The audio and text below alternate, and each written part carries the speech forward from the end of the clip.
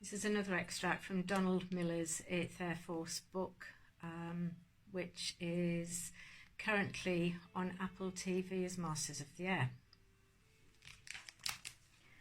John Egan was commander of a squadron of B-17 Flying Fortresses, one of the most fearsome killing machines in the world at that time. He was a bomber boy. Destruction was his occupation, and like most other bomber crewmen, he went about his work without a quiver of conscience, convinced he was fighting for a noble cause. He also killed in order not to be killed.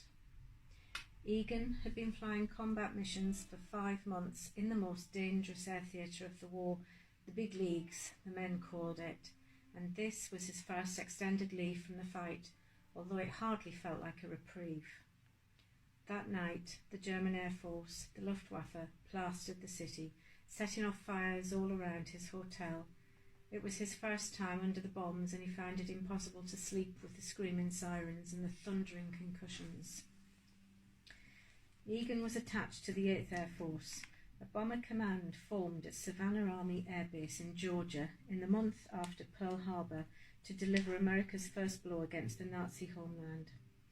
From its unpromising beginnings, it was fast becoming one of the greatest striking forces in history.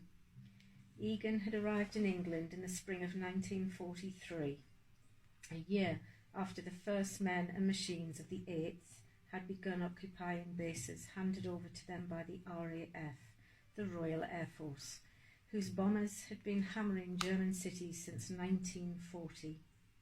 Each numbered bombardment group, his was the 100th, was made up of 4 squadrons of 8 to 12 4-engine bombers called Heavies, and occupied its own air station, either in East Anglia or directly north of London around the town of Bedford.